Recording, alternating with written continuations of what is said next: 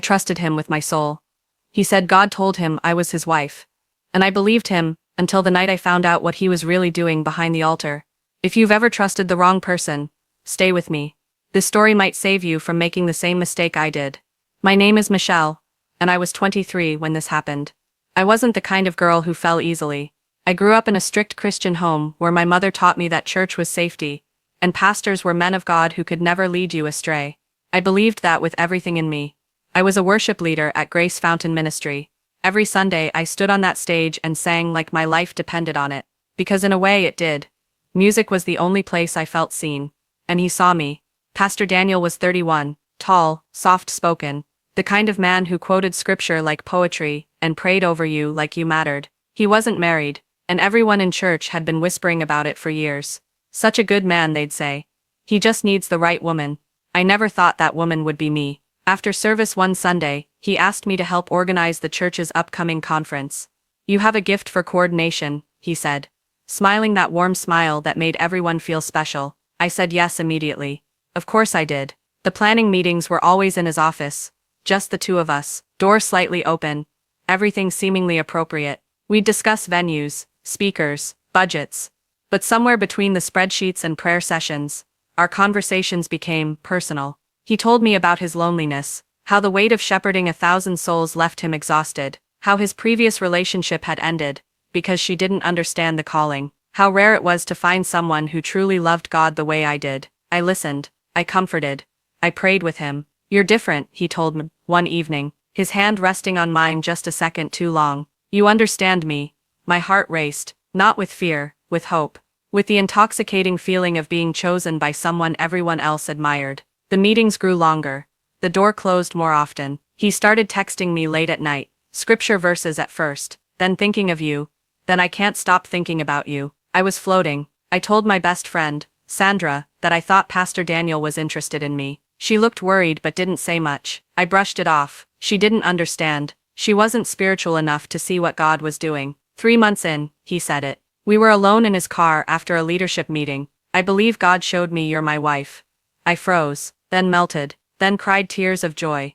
Are you serious? I whispered. I've been praying about this for weeks, he said, cupping my face in his hands. I didn't want to say anything until I was sure. But yes, I want to marry you. I want us to build this ministry together. Everything I'd ever dreamed of was coming true. I wasn't just going to be a wife. I was going to be a pastor's wife. A first lady. A woman of influence and purpose. But he continued, his tone shifting slightly, we need to be wise about this. The church isn't ready yet. Some members are sensitive. We need to wait for God's timing before we go public. I nodded. It made sense. Wisdom, discretion, patience. Can I trust you to keep this between us for now? He asked. Of course, I said. I trust you completely. That was my first mistake. The secret meetings continued, but now they felt different. More intense, more intimate. He'd hold me longer when we hugged, kiss my forehead after prayers, tell me how beautiful I was, how blessed he was to have found me. I can't wait to make you mine, he'd whisper. Then came the requests. Can you come by the house? I need help organizing some documents. His house. Not the church office. His personal space. I hesitated for half a second. But he was my future husband, wasn't he? What was wrong with helping him? The first time, it was innocent. We worked. We talked. He made me dinner. It felt domestic. Like practice for our future. The second time, he tried to kiss me. Really kiss me. I pulled back.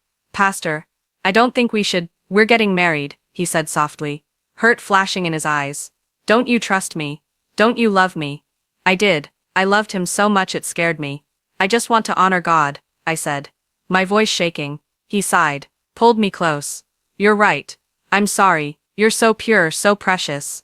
That's why I love you. Forgive me for being weak.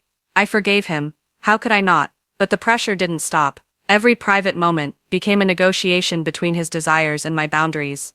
He was patient at first, then frustrated, then cold when I resisted. I thought you loved me, he'd say. I do. I'd insist, tears streaming down my face. Then why are you treating me like a stranger? We're going to be married. This is normal for engaged couples. But we weren't engaged, not publicly, not officially, just secretly, in a way only he controlled.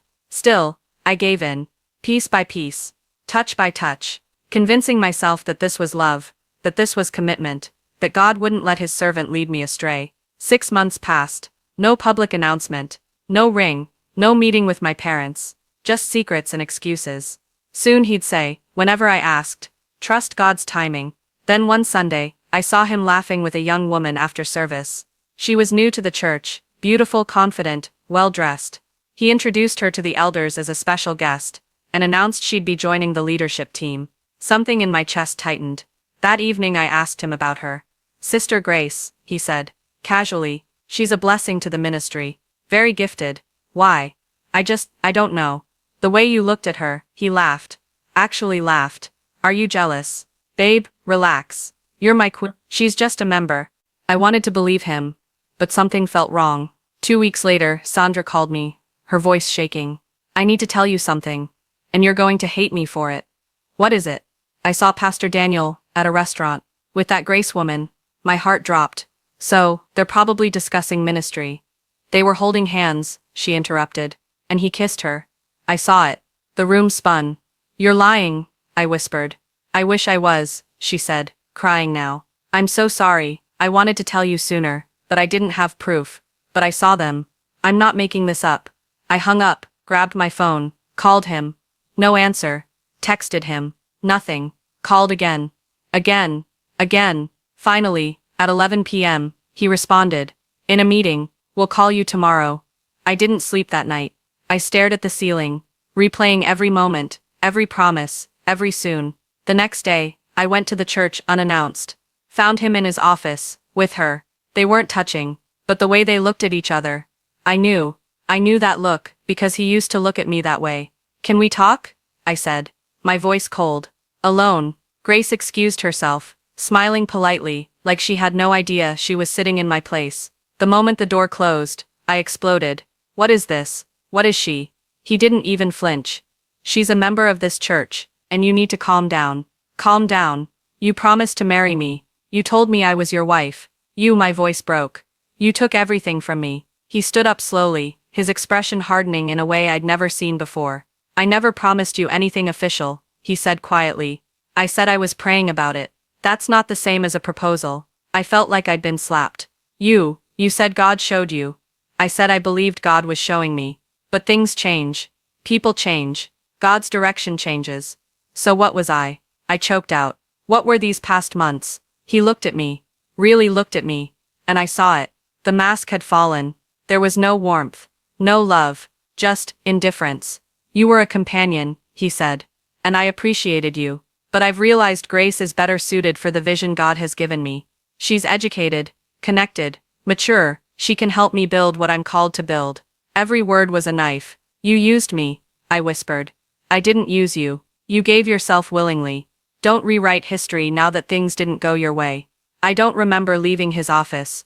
I don't remember driving home. I just remember collapsing on my bedroom floor, sobbing so hard I couldn't breathe. Everything I'd believe about him, about myself, about God, shattered in an instant. I stopped going to church, stopped praying, stopped answering calls from concerned members asking where I was. My mother noticed I wasn't eating. What's wrong with you? She'd ask. I couldn't tell her. How could I explain that I'd given my heart, my body, my dignity to a man who'd discarded me the moment someone shinier came along? The shame was suffocating. I'd been so sure, so confident, so blind. Sandra came over one night and just held me while I cried. I told you something felt off, she said gently. I'm so sorry, I should have listened, I whispered. I should have seen it. He's a manipulator, she said firmly. This isn't your fault. He knew exactly what he was doing, but it felt like my fault. I replayed every moment, every red flag I ignored, every boundary I crossed, every time I silenced my intuition, because I wanted so desperately to believe I was special. It took me 3 months to get out of bed without crying, 6 months to stop checking his social media, a year to finally accept that I'd been manipulated by someone I trusted with my soul. I didn't return to that church. I couldn't. But slowly, quietly, I started healing. I read, I journaled. I surrounded myself with people who actually loved me. Not for what I could give them, but for who I was. And I learned something painful but necessary. A title doesn't make someone trustworthy. A position doesn't make someone safe. Spiritual language doesn't equal spiritual integrity. I also learned that my worth was never tied to being chosen by him, or anyone. I was valuable before him. I am valuable after him. Some days I still feel angry, at him, at myself, at how easily I believed his lies. But most days now, I feel free from the weight of being someone's secret, free from shrinking myself to fit someone else's vision, free from mistaking manipulation for love. If you're reading this and something in my story feels familiar, if you've ever been someone's secret, someone's soon, someone's not yet, please hear me. You deserve more than promises, whispered in private and denied in public. You deserve more than someone who only values you when no one else is watching. You deserve more than love that comes with conditions, timelines that never arrive, and excuses dressed up as wisdom. And if someone ever makes you feel crazy for wanting clarity, for asking questions, for protecting your heart, run. Because real love doesn't hide, real love doesn't manipulate. Real love doesn't make you feel like you're too much for wanting to be treated with dignity. I don't know where Pastor Daniel is now. I heard he married Grace 3 months after I left. I heard the church is growing. I heard people still call him anointed. Maybe he is. I don't know anymore. That's between him and God. But I know this, I survived. I healed, and I will never again mistake someone's charisma for their character. If this story resonated with you, or if you've ever felt unseen, used, or discarded by someone you trusted, know that you're not alone. There are so many of us walking around with invisible wounds from people who were supposed to protect us. Drop a comment if you've ever had to walk away from someone everyone else loved. Sometimes the hardest part isn't the leaving. It's convincing yourself you had the right to go. And if you need to hear this today, you did nothing wrong by trusting someone. They did something wrong by abusing that trust. Take care of your heart, it's more precious than you know.